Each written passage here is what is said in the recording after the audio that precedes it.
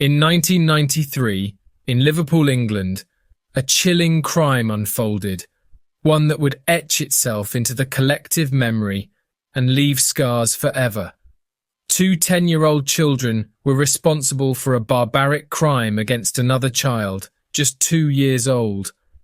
This case was shocking from beginning to end because even after those responsible were identified, the population did not agree with the sentence given to them. The two children were taken to court in 1993. However, as soon as they turned 18, a new wave of revolt took over the population because everything indicated that they would be free. This is the story of James Bulger. On a Friday afternoon, February 12, 1993, Denise Bulger, a 25-year-old mother, was with her son James Bulger, 2 years old, walking at the Strand shopping centre in Liverpool, England. At around 3:30 in the afternoon, inside a store, she let go of the boy's hand to grab her purse and make a payment. Seconds later, she realised that the boy was not in the store. She called out to him, got no response, went outside, called him louder, but still heard nothing.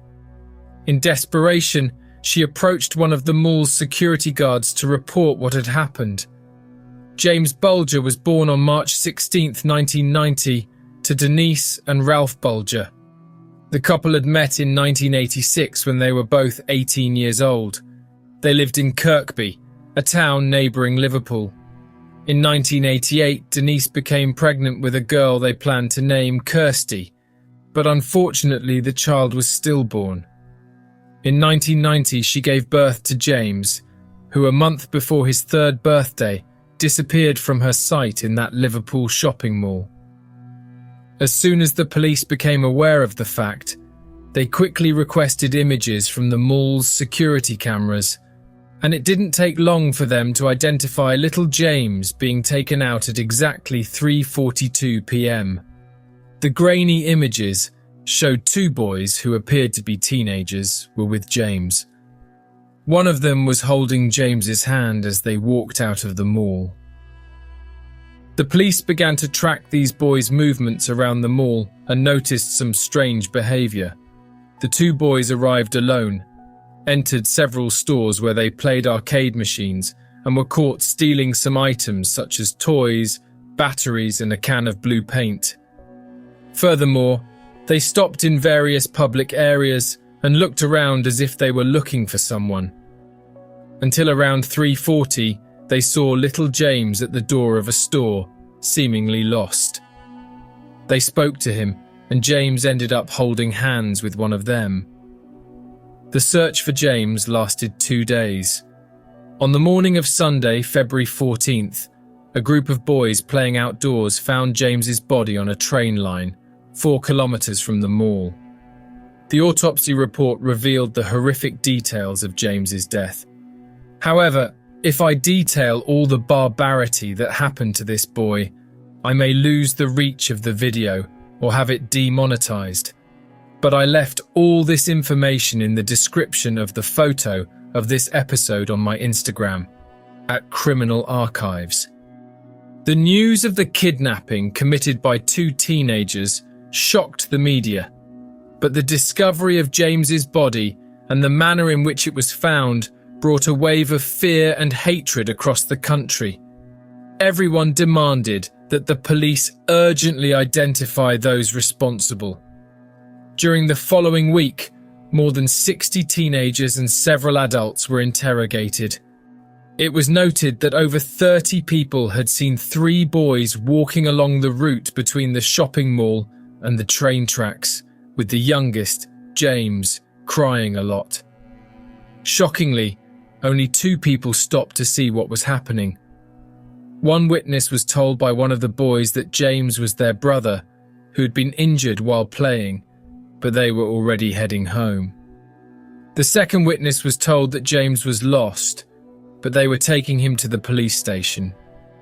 Despite the statements, it was a viewer who, while watching the news, saw the images from the security cameras and recognized one of the boys as one of the kids who lived on her street. The police knocked on the suspect's door. Robert Thompson, who to everyone's surprise was not a teenager, but a child just 10 years old. On the morning of February 18th, Sergeant Phil Roberts went to the boy's house. He spoke to his mother and asked to speak to Robert in her presence. Kneeling down to talk to the boy, he said, "Robert, I'm here because of James's murder. Someone told us you might be involved." He started crying and ran to hug his mother's legs. The boy and his mother were taken to the police station for an official interrogation.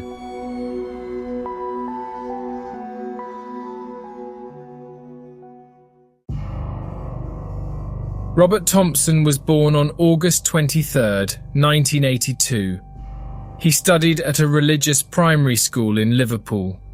In 1989, his father left the family, claiming that his wife was drinking excessively.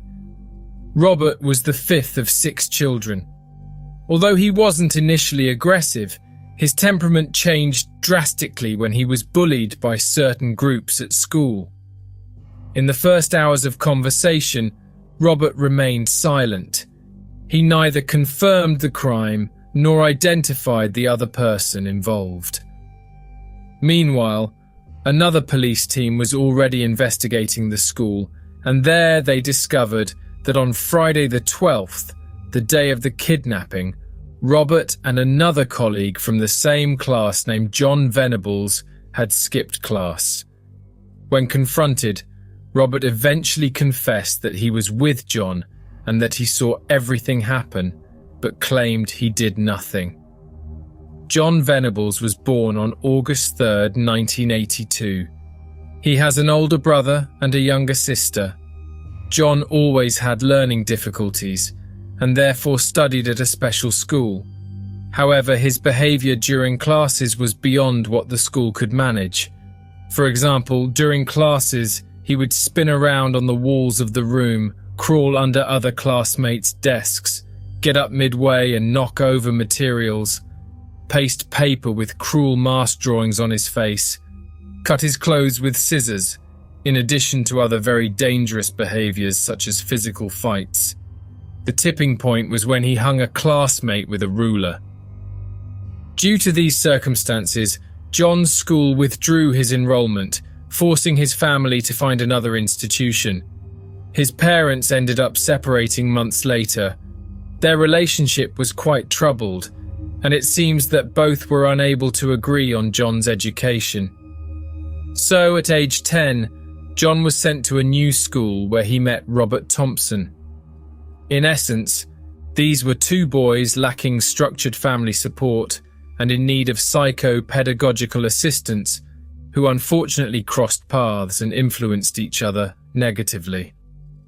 Returning then to Robert's interrogation, he admitted that the 2 of them had taken James from the mall, but that John was the one who did everything.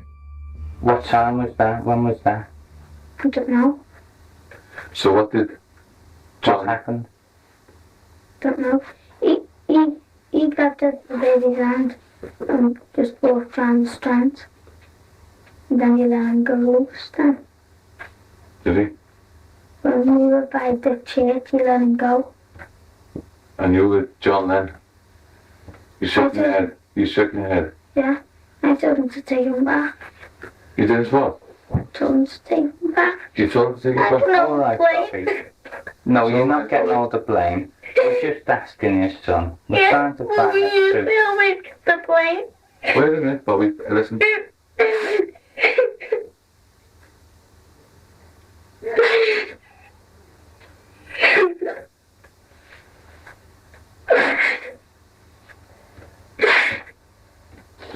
Just calm yourself down for a minute, okay?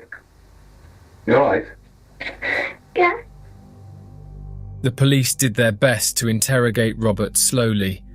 Phil compared the process to carefully extracting teeth, as each piece of information had to be delicately removed. This was challenging because Robert often contradicted himself. Within minutes, he would admit something, then lie, then admit it again, and lie once more. It became evident that police officers were not adequately prepared to interrogate 10-year-old children. Robert consistently denied his responsibility, but blood marks were found on the front of his sneaker, consistent with kicks from a victim lying on the ground. Why won't you tell us? What? Why won't you tell us? I never even killed them.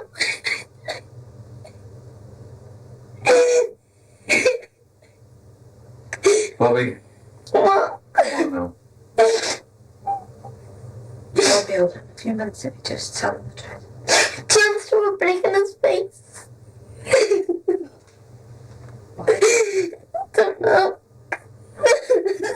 Right, try and stop.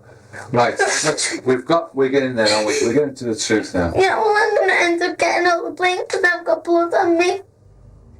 While they managed to extract important information from Robert on the first day, they initially struggled with John.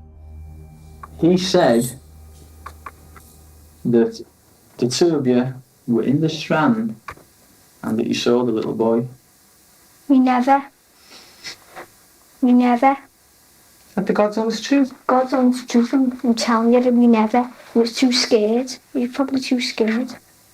And he said that you took him by the hand and led him out of the Strand shops. He's a liar. Calm down. My gosh. Alright, it's alright. Come on, look. It's alright. Come on, alright. I never got the boy. I never killed someone. On the confiscated clothes, the police found blood, blue paint stains, and more blood stains, especially on the sneakers. The situation seemed surreal, but crucial details finally emerged from John himself. It took 2 days for him to become mentally exhausted and start talking. Susan, his mother, stayed with him alone and said the most necessary thing that helped the police definitively. She told her son they would love him no matter what he had done. Minutes later, when John was calmer, he began to explain the details. But like Robert, he excluded himself from responsibility and placed all the blame on him. He took him on the rail truck and started throwing bricks at him. Why did he throw bricks at him? No. Did it make him fall over? No. So he's saying he threw the same house brick at him, full in the face, and he didn't fall over. Yeah, he did fall over. And he just kept on getting back up again. He wouldn't stay down. What was he saying while he was doing all this? He was saying, stay down, you stupid bully and all that. Why did he want him to stay down? I don't know.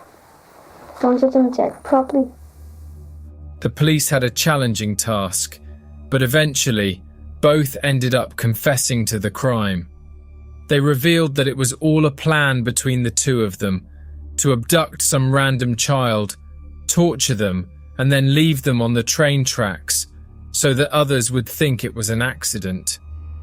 The revelation that the perpetrators of such a barbaric crime were 2 10-year-old children shocked the nation. The majority of the public demanded life imprisonment for the boys, while some radicals even called for the death penalty once they turned 18. Throughout the investigation and trial, their identities were kept confidential.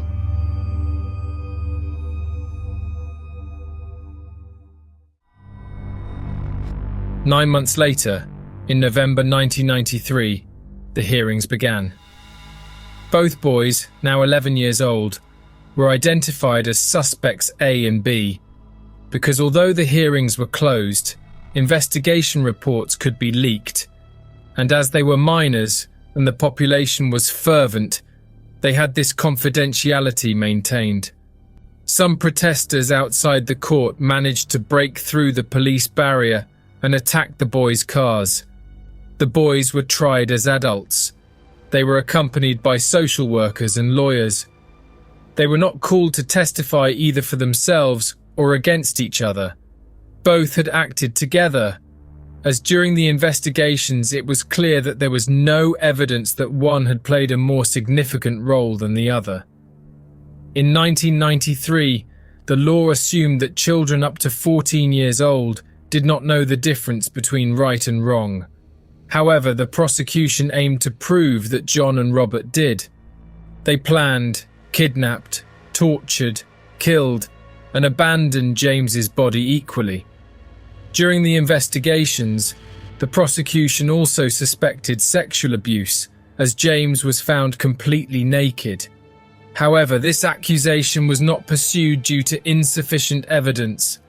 Finally, a few weeks later, in a jury deliberation that lasted just 70 minutes, John and Robert were found guilty and sentenced to 8 years in prison in a specific institution for minors, and would have their definitive freedom upon reaching the age of majority. The location of the institutions to which they would be sent were not revealed, causing further turmoil among the population. Until that moment, the identities of the boys were unknown. The pressure against the government, fueled mainly by the media, was so intense that days later, the court ended up releasing the photos of the boys from their school years. These photos were intended to make them less recognizable, but it would be difficult to find them anyway, as the protection system had already changed their identities and those of their family members. 2 weeks after the trial, the Chief Justice increased the boys' sentences by 2 years, meaning they would be sent to a common prison and serve their sentences until they turned 20. Denise, James's mother, persisted in a campaign to further increase the sentence. Around 280,000 people signed a petition, including more than 10,000 individual letters agreeing that John and Robert should remain detained after reaching the age of majority for at least 25 years, or for the remainder of their lives. In 1994, the following year, Michael Howard, the Home Secretary, announced that the boys would be kept in custody for a minimum of 15 years, 8 years in a juvenile institution, followed by 7 years in an ordinary prison. However, 3 years later in 1997, the boys' defense lawyers managed, together with the Chamber, to successfully revoke this decision, determining that it was not within the powers of the Home Secretary to decide on minimum sentences for young offenders. 3 years later, in October 2000, the new Chief Justice, Lord Wolfe, recommended reducing the total sentence back to 8 years after they had already served 7. During this period, the boys were in special treatment units, similar to boarding schools, where they attended classes and activities during the day, and at night they are locked in their rooms. They have regular services with psychologists, and in some cases, with psychiatrists. In a documentary called Unforgiven: The Boys Who Killed James Bulger, presenter Deborah Davies appears to have located the centre where one of the boys was sent to, in the north of England. They were separated shortly after the trial, and she interviewed Roy Walker, the unit's legal representative.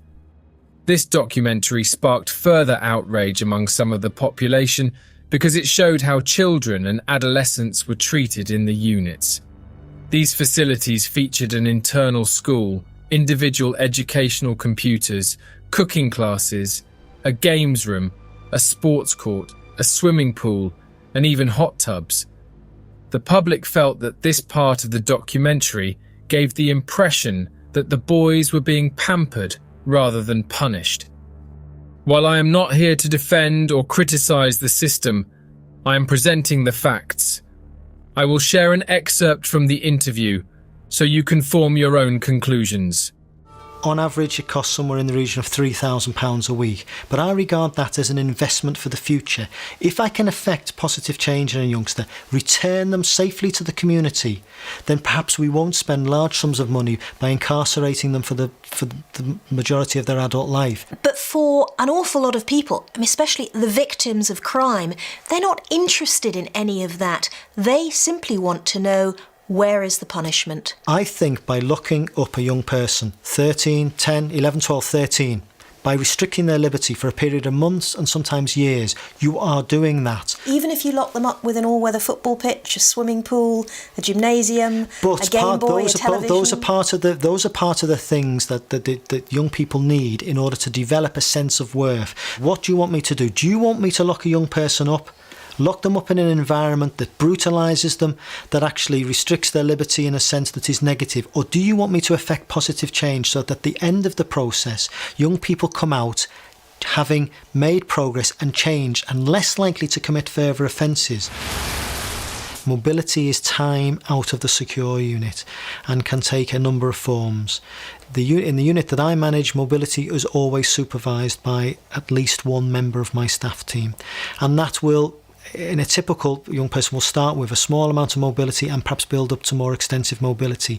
Its purpose is to prepare young people from moving from a very enclosed, secure environment back into the community, so will take place in the latter stages of their sentence.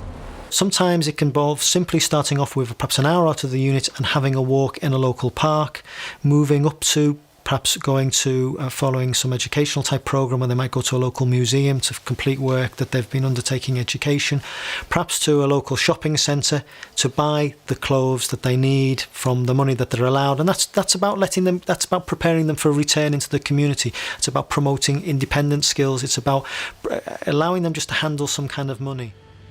In these rehabilitation centres, children can only stay until they are 17 years old. Once they turn 18, they are either sent to civil prisons or are released into social life, depending on the decision determined by the court. As far as we know, John had gone out with his father to watch football matches and was allowed to play football with local teams once a week. Of course, the people on the teams and their parents were unaware of his true identity. Robert seems to have been on probation since he was 11, taking supervised walks outdoors. In 1999, at 17, he was seen in a shopping mall in Manchester. It is worth noting that during all their outings, the boys were accompanied by members of the resocialization team. The documentary also highlights protests by the population in the year the boys turned 18 and were about to be released from their recovery centres for permanent freedom under certain restrictions. They were forbidden from having contact with each other, much less with James's family, even to apologise. Additionally, their return to Liverpool was strictly prohibited, even for visits. When the boys were convicted, decrees were issued to protect their identities. Anyone who leaked information about them during their adolescence or later in their adult life would be prosecuted. There is a long list of people who broke this law. I have shared this list, along with the infractions and convictions, on my Instagram page, @criminalarchives. One notable example is from January 2020, when a 53-year-old woman was sentenced to 15 months in prison for posting an updated photograph of the two accused on social media, with the caption, "Share as much as possible." After the decree was issued in 1993, many people disregarded the consequences, leading to numerous information leaks over the years. Photos of John and Robert as adults, along with their new names, surfaced on the internet. Some websites claimed that John was arrested again in 2010 for possessing child pornography, released in 2014, and changed his name in 2015. Today they are around 40 years old and free. However, I won't delve into this information here. If anyone finds it useful, a quick Google search will suffice. Instead, I focused my research to finalise this story by bringing information from the people who is least mentioned in all the places that talk about this case: James's family.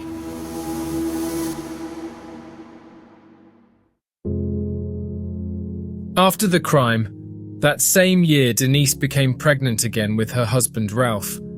Their son Michel was born the year following the trial. However, what was supposed to be a new beginning did not help. Ralph struggled with alcohol addiction, drinking 2 bottles of whiskey a day and Denise became increasingly isolated. In 1994, Ralph left and never returned. The two ended up officially divorcing in 1995. The following year, Denise met a man named Stuart Fergus, with whom she had 2 more children over the years. Today, Denise is the mother of Michelle, Tom, and Leon. Michelle is now a father, which makes Denise also a grandmother. His daughter is called Peyton Kirsty, a tribute to Denise's first daughter, Kirsty, who was stillborn in 1988. In 2010, she launched the James Bulger Memorial Trust, which benefits and supports young people disadvantaged by crime, hate, or bullying. In 2013, Ralph released a book called My James as part of his healing process. In this book, he blamed Denise for neglecting their son and not paying him enough attention. However, nowadays he regrets the words used in the book and acknowledges that it was a wrong and shameful attitude. He has since started a new family, is currently married, and has a 10-year-old daughter. In January 2017, Denise received the British Citizenship Award for her tireless work in helping other families facing similar tragedies. In 2018, at the age of 50, Denise released a book with a poignant title, I Let Him Go. In this book, she vents the pain she carried alone for 2.5 decades. Denise aimed to bring a fuller picture of James's life, as she was tired of him being remembered solely as the little boy who was murdered. She opens up about how the country's legal system let her down and the immense suffering she endured after the events, including several moments when she contemplated taking her own life, and explains that although the accused received their sentences, it was she who was sentenced to a lifetime of pain that she will carry until the end of her life. Here is what she wrote in her book. When you've lost a child, you go through stages. You blame yourself, you blame others. But at the end of it, there are only 2 people to blame in this, and that's the 2 who took him. But it did take me a long time to realize that and get my head around it. It wasn't me that killed James.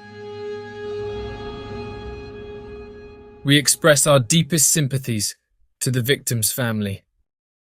If you've made it this far, please don't forget to leave a like and subscribe to this channel. Also, add your opinion in our comments. Thank you very much. I will see you in the next case.